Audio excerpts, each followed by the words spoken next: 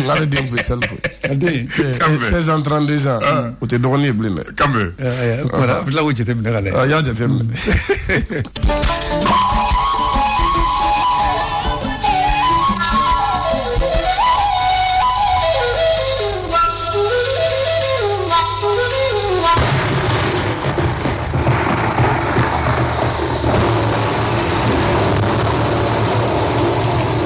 بسم الله الرحمن الرحيم الحمد لله رب العالمين بمن اندريك كربرا بونا فلا ما فو اني واتي وبسغا فو اني تلفلا واتي ندو تمنا تلف دون وافنا تمنا جمعة سبري كاري بيامي تنلا وچه دوان لمي جمعة بي باس روب الله رو تجي كونو وچه دو رفنا كنت اولو نانا ونانا منون ترامي دو هيلا كان هنا لولا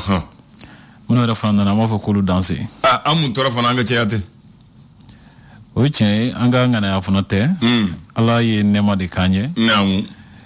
akilla anga ala fu nema ku sable sigatola bamanandre musikro ba do ko do vone ngomo voye bibi na yelezan ojwe ko setigia famaya wartigia o tumusokola ngocho gori ko parce que fanta muso bi sote fama muso bi sote fanta muso bi sote ko wartigi muso bi fote sote ko fanta muso bi sote ko fanta muso yele ka akachala fati sote mais fama wartigi an togotigi muso bi taso ma do vilo ko fama ya di muso bolika sote oche ko wartigi ya di muso bolika bosola ko setigi afana di muso bolika furusa oche ngwani nana mbofu andrebi setigi chamambe no olu muso furu bisa setigi chamworti chamambe no muso bi tasu gelawbe able abe fe ka min fo dro warte furu yable Allah akbar abe fe ko do fo furu la da doni dame dawdi Allah akbar muso ro fe ki sinzul de kan ka fo nolu mam matrafa ima ke warti yo ima ke fama yo kra fandan yewo ni mo la dawla clé commando abseke abiche nyoye akila musoro ba fe ko do fo kote ko na flo digi muso tale ko nde wor ko o wor ko te da me do ni la da do la ulde ma bla ko la blay bon furu sinzine ako fama muso tale so ko fara di bonyo ko o te bonyo ko o te bonyo ko o ko si digi fana muso tale ko te here furu sinzine te warka wable furu sigirenti warka asigirenti tokoka asigirenti bonyaka asigirenti fanda era fonaka wa sigime femunuka olu ye damedo ni tablo do de nolu mala klable akuma ka chane umedi ayo parce que warti fendo soro sanuti fendo soro nam toko reti fendo soro nam ni olu ti femunu soro nolu te furu dun sigirenti luka Abla fokulu ka bla unola de. Awo. Muso ko do fone ngo ni ngere ngoni mo vendre. Musoro agila musoro ma fili. Ay agil diga kuma fona fo. Sabula mo kanga ne fam kusube. Ka fo ni warbe mbulo. Ko rota jira ka fo ko fembe dagalendo. Ni ye fama fona yi. Uta jira ko fembe dagalendo. Ni ti fanda ere fona yi. Uta jira ki manga fenoke. Beni jorodu ko sigireno minga anga hakili to la dron ko toachugula to bi faraude kan to bo de wele ko bonisi atubarikalla warti yani to ko numbe bonisu de furula o le farangande note bitle na anyini nganu bistu aga note follow frusi wati ma hunde ni akibu mbaralaw aywa hunde ni ngawlo ka fo ko karsabe mbarala o tini nganike sej me may o tini nganike idda me ni ngani miseke ye bora jona yoro mo bisika fuko fruite sigi warkane awgoni mbako jeni muye ko malongolo ndronde tisra musonye oche ta doni la goro o mawte kula mawte yere la o de jagale musula Allah akbar ote anka maître de la ga foga soro kanto université la able kanga kabando laje kabakulu laje kanya ba dana ayi no kanya ta dana ko boko musobiti mo bana o kinye bo muna nay mu ke watimina iyo de ye bo de don sika to la na kafuga te sonima atesenna abla nan ki filla ore kama foko malangulu jaha gele musula te mo bi fendo kalama le jatsa gele musula alakira ka wadla sallallahu alaihi wasallam ko akasa bawdo ko ale gafe sebe musoka ko fende muso tse ka fula na ma sebe mun gafe ko muso bi se ka fenke ko ale tlale musola sebe musoka ko waso ay san jama ka nyi ni sa gafe atato so asro muso bi kolondala muso kele anyi ko ni ko no ne sebe ni ka ko muso abu fenfen la mbase be atse ko fuike ni mani sa muso amna ko ikote akoto ay gafe mene ka bla kolonga ko nimbala ko ningelentala o te gafe kono adala ko est-ce que ni ay gafe mene ka fli kolonga ko nintumbala wa kwa yi no te gafe kono oh ave fait ka fodro muso ti donga ba abala ati donga ba akila nga jantan la tina foka la fenta soro ko ni muso ti hina ko cheuba na mena oche mo ke do fore ko ni muso ti hina ko cheuba na mena imaga che fare jugo ni nani ka su iba che amino mbodable est-ce que to la wele o ko ni imaga kele che fare jugo ni doni ka su na marfa bo est-ce que to la oye marfa bo ni mo meso ngone no ngo jilba be tuma kelen bo le mo nyino gole ko che abi yoro alangulo ni anda faka soro fo grondo na bora muso krefa to ko yerfa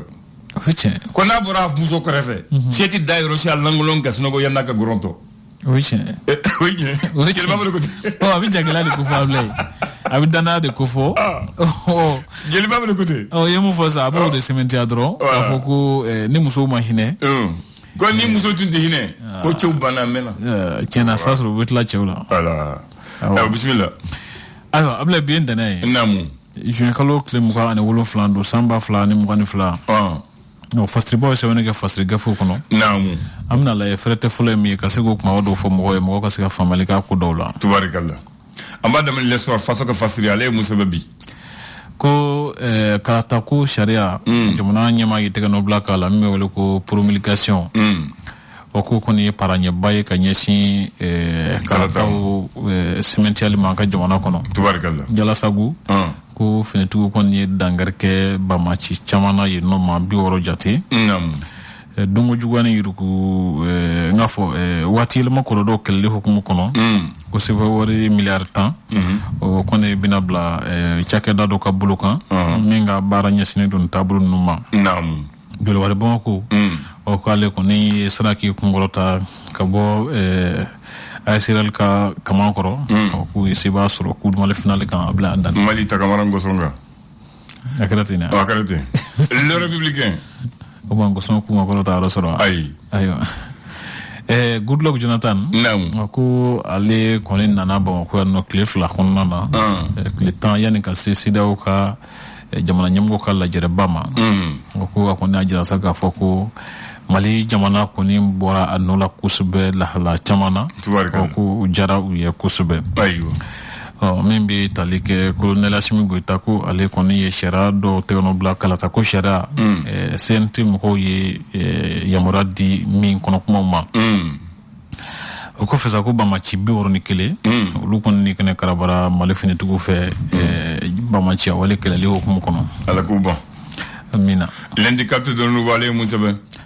ko mali ni seria o kam gata benyo ya sraka anya sini do ma kusube ni sein adaka dan flavela o chen na fanti kele la blay namu go o ko mado kon me sukondi gata o ne kene karaba mi mo ko assassinat ciblé o ko ni sira go ni wati laban nuna ki la je donc ki shondi gata ni ki mbone o mani markala fana ani yuru du sahel ko bamanchu ka wala jugu chara kusube jamana wuro dunya fana ni wat lawan nuna membe talike seli nyakolana ko mali jamana marabo ko ni ajira saka fo ko bakon ku na yamora kerengren do di bakon ka sika bokata sida o jamana ko no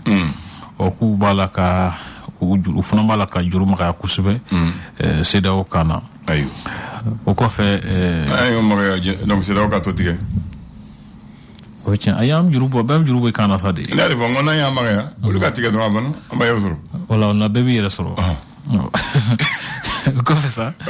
moto boli fukula no e kaski ka donu bina wajibi ya ka damna utukalo na ta kilta ane durla wajibi Allah akbar wajibi ko mandi ayo met mandole wajibi kangeke koni asona mo ka don sa wable d'accord karsa koni ado ma abla ma to ko ti foya karsa ale adu ngala dabla ayo biso flower de ayo wala ya ba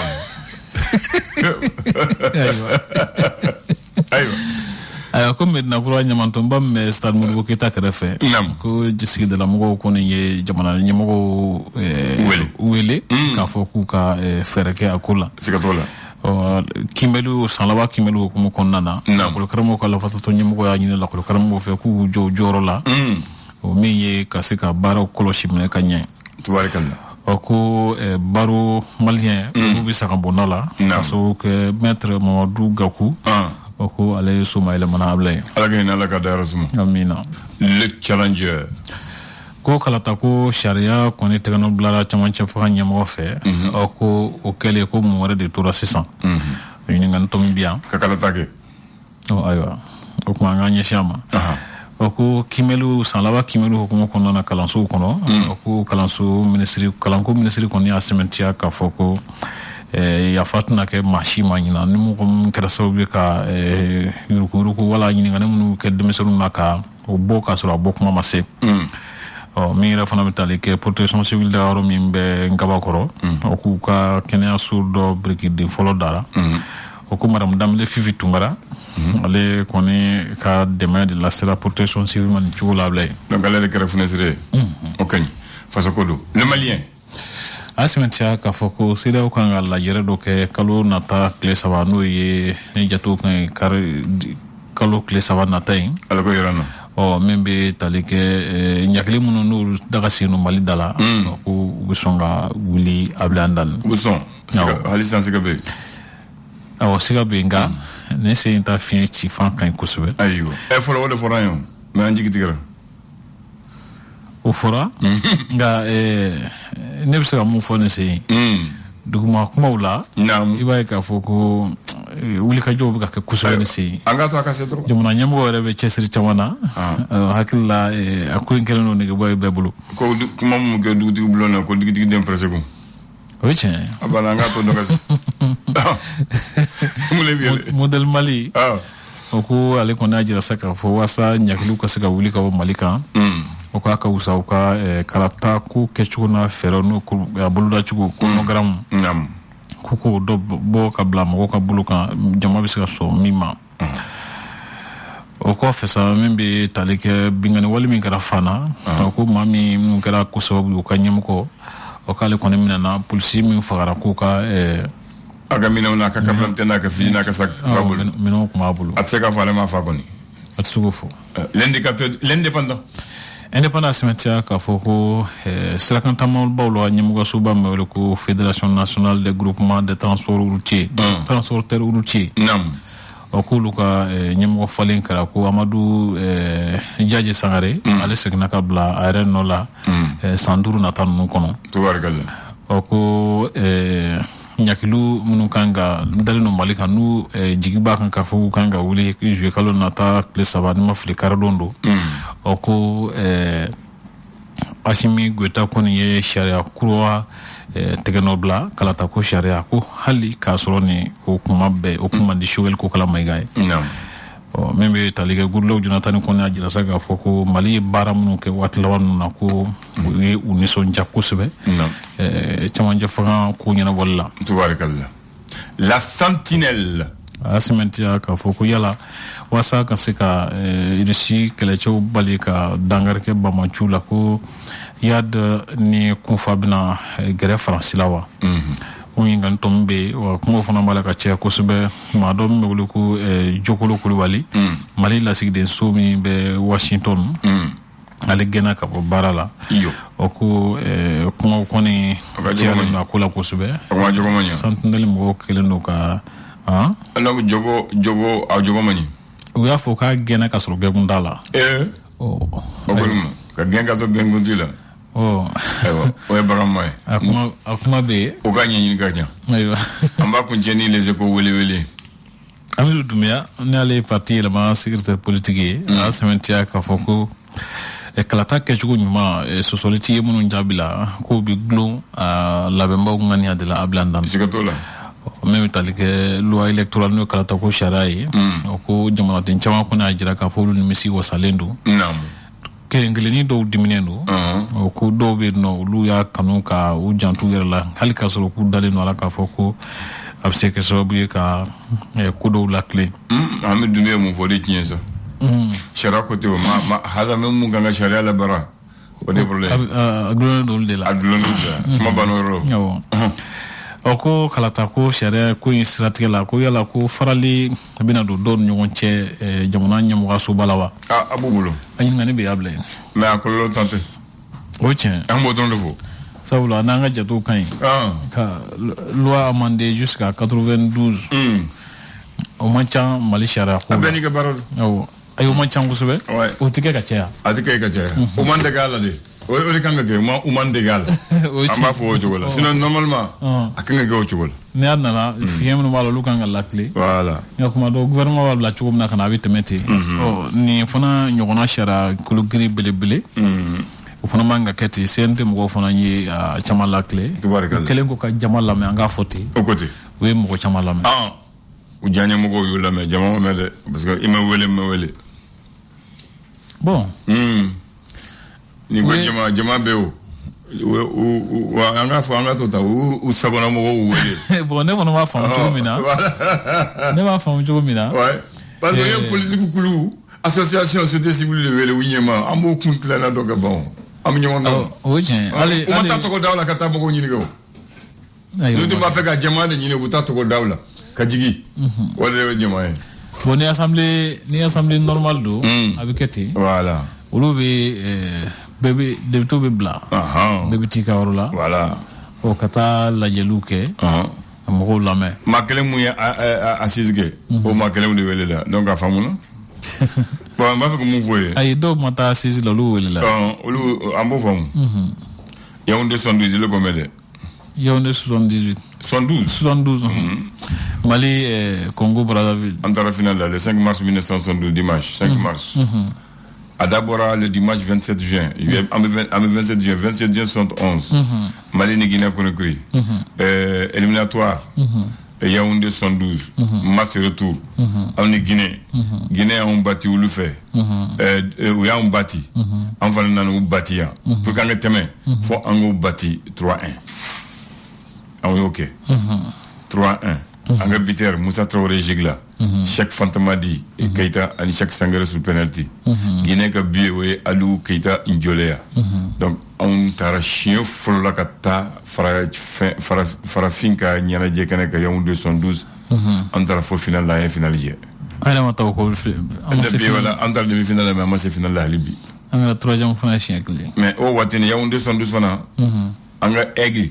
tɔgɔ yɛrɛ dara Yaoundé 72 de parce que le 27 juin 71 on appelle la sélection du Mali, il n'y avait pas de nom. On appelle la Odonde. Entraîneur Mouambo est allemand.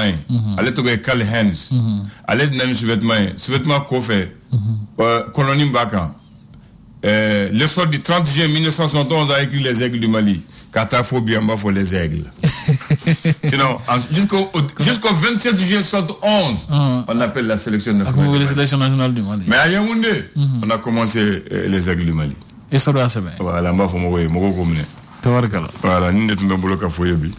Merci. C'est que vous avez voulu tout le monde, on va fouiller. Ah, tiens. Merci. Denmisɛnnin minnu don an bɛ k'a ɲini k'u tɛgɛ ko ka jɛ k'u tɛgɛ ko ka jɛ pour que u ka se ka cɛkɔrɔba dɛgɛ nɔɔni voilà merci i ni ce. Le flash. Le flash d'information avec la rédaction de Clédou Info.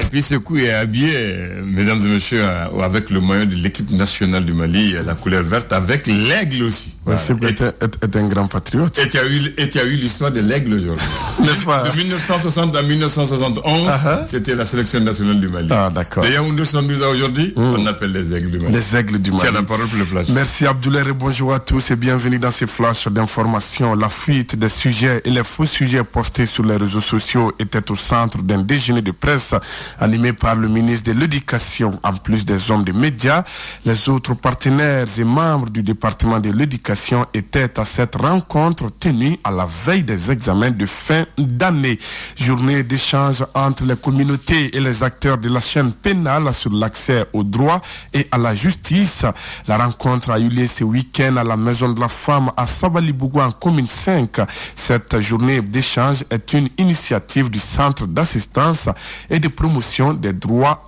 humains. Célébration des journées du 12 juin, journée mondiale contre le travail des enfants, et 15 juin celle de l'enfant africain. C'était le samedi dernier à la cité des enfants de Bamako. Cette cérémonie de commémoration était organisée par la COMAD, la coalition malienne pour les droits de l'enfant, et présidée par le ministère de la promotion de la femme, de l'enfant et de la famille et celui de l'éducation nationale. Martyr d'Aguelhok, c'est le nom de la 16e promotion de l'école des sous-officiers d'active ESO. C'est un hommage au capitaine Sékou Traoré Dibad et ses compagnons tombés en janvier 2012 à Aguelhok. Cette promotion des sous-officiers d'active compte 151 élèves sous-officiers qui ont reçu leur galon de sergent en présence du secrétaire général du ministère de la Défense et des anciens combattants des autorités militaires de Ségou et d'une foule de grands jours. La fondation Tiwindi a remis ce vendredi au lauréat de la 6e édition de Mama Mali Media Awards à l'hôtel Radisson de Bamako. Mama est une compétition entre les hommes de médias qui vise à promouvoir l'excellence, le professionnalisme dans la presse au Mali. Au total, 7 journalistes ont été primés lors de cette cérémonie et ont reçu chacun un chèque géant d'1 million de francs CFA. Sport football, Djoliba AC a remporté samedi son 20e trophée de Coupe du Mali en s'imposant 2-0 devant l'AS Real de Bamako au stade Modibo Keïta lors de la 61e édition de la compétition. En football féminin, l'AS Mandé remporte le titre de champion 2022 après son nul face au Super Lyon 0-0 ce dimanche à l'occasion de la 6e et dernière journée de la phase Caridas. Les Mandékas dépassent leurs adversaires du jour grâce au goal différentiel général de +2 contre +1 pour les Super Lions. Comme l'année dernière, l'AS Mandé représentera le Mali à la prochaine Ligue des champions des clubs féminins de la CAF. Voilà, c'est tout pour ces flashs d'informations présentés par Sékou Kone. Mise en ordre, Abdoulaye Andandité. Merci à vous de l'avoir suivi. L'info revient sur Clédou à 10h. Très bien. Je demande le prix de ton maillot. C'est le moyen de 35 000 ou le moyen de 10 000? Ah, Abdoulaye, vous devez savoir. C'est le moyen de 10 000. Ah, de 35 000. Donc vous êtes patriote. Merci. Bonne journée.